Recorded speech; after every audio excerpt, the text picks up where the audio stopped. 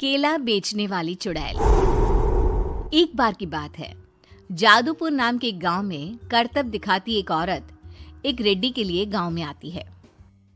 आइए आइए मेहरबान कदरदान, खाइए रोहड़ा के ताजे ताजे केले। कभी खाए नहीं होंगे ऐसे केले, पीले पीले केले खाइए। ये कहकर रोहड़ा हाथों में 4 केले लिए उन्हें सर्कल में जोर जोर से हवा में उछालती हुई करतब दिखाती है, जिसे देखकर आसपास के सारे बच्चे अपने अपने मम्मी पापा से उस औरत के पास जाने की जिद करने लग जाते हैं। पापा, ऐसा तो सर्कस में बॉल से होता है ना, ये आंटी तो केले से कर रही है। चलिए ना पापा, देखते हैं। रोहड़ा एक पतली सी तार पर चलती हुई केलों से करतब दिखाती है। आते जाते सभी लोग बाहर रुककर उसके करतब देखते हैं और वाह वाही करते नहीं थकते। जैसे ही एक आदमी पास आकर उसे पैसे देने लग जाता है, तब वो कहती है, अरे नहीं नहीं साहब, मैं करतब तो बच्चों के मन को बहलाने के लिए करती हूँ। धंधा तो मेरा केले का है। पीछे देखो मेरी रिड्डी, जो भी मेरे केले खाएगा मेरी तरह चुस्त दुरुस्त और तंदुरुस्त हो जाएगा। पता चलता है क्या कि मेरी उम्र 55 की है। अरे पर ऐसे ठंड के मौसम में कोई केला क्यों खाएगा? ये ऐसे वैसे केले नहीं है साहब, ये शरीर में गर्मी देते हैं। ठंड को दूर भगाए जो भी रोहिणा के केले खाए। पापा, अगर मुझे केले नहीं मिले तो मैं घर नहीं जाऊंगी। तभी उसके पापा कहते हैं कि बेटा, केले ठंड में कभी गर्मी नहीं देते। ये सब कहने की बातें हैं, सामान बेचने का तरीका है इनका। पर पिंकी नहीं मानती। मैं केले खाऊंगी। पिंकी की जिद के आगे नत्थू हार जाता है और उसे केले खरीद कर दे देता है। पिंकी खुश होकर केले घर ले आकर खाती है। अब मैं भी करतब करूंगी, कितना मजा आएगा। जादुई केले। पिंकी पहला केला खत्म भी नहीं करती कि वो बेहोश हो जाती है। दूसरे केले से एक काला धुआं आता है और रोहड़ा चुड़ैल बनकर बाहर निकल आती है। मेरे भूतिया केले बच्चे न खाए, ऐसा हो ही नहीं सकता। जादूपुर वालों, कब तक बचोगे? आ गई हूं मैं रोहड़ा, जिसका कोई नहीं कर सकता सामना। रोहड़ा पिंकी को गोद में उठाकर काले धुएं में कहीं गायब हो जाती है।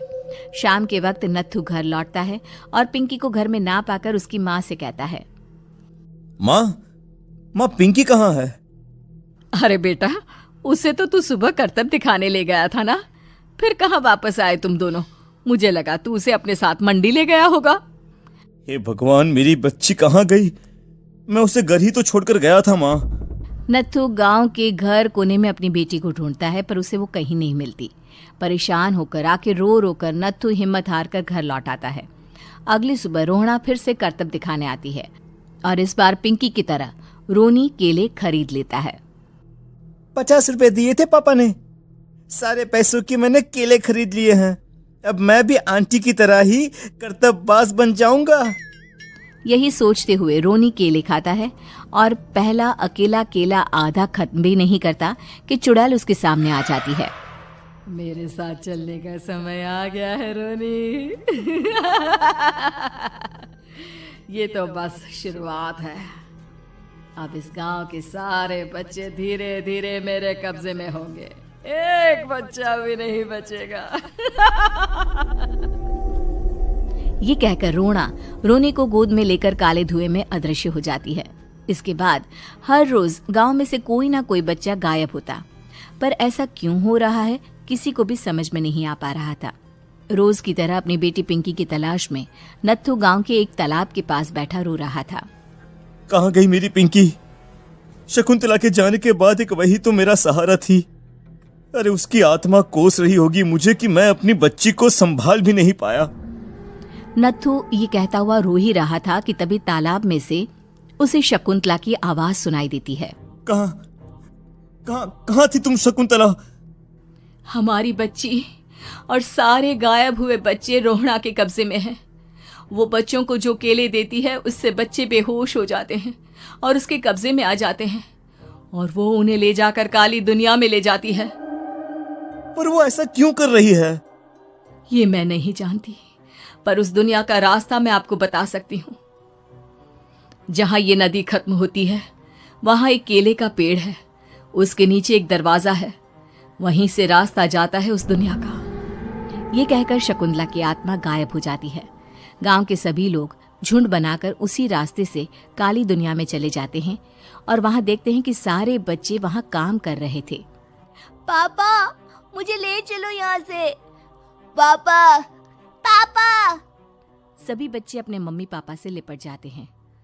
तो तुम लोग यहाँ तक आ गए? क्यों हमारे बच्चों को पकड़ लिया तूने? तुझे शिकार ही बनाना है तो ले, हम सब आ गए हैं, हमें खा ले।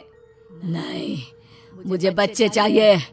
मेरे बच्चे के बदले तुम लोगों के बच्चे। क्या मतलब? मैं इसी गांव में रहने वाली एक औरत थी।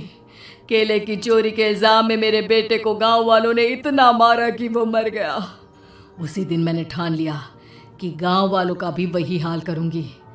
कुछ दिन बाद बेटे के चले जाने के दुख में मैं भी मर गई और मेरी भटकती आत्मा एक चुड़ैल बन गई।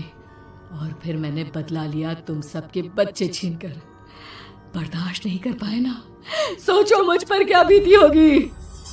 हमें माफ कर दो रोना। पता नहीं ये किसकी गलती थी, पर हम सभी माफी मांगते हैं। हमारी खुशियां लौटा दो, तुम भी तो एक माँ हो। गांव वालों की बात सुनकर रोना का मन पिघल जाता है और वो बच्चों को छोड़ देती है। उसके बाद काली दुनिया बच्चों के लिए जादुई दुनिया बन जाती है। अब कोई भी कभी भी वहां आ जा सकता था।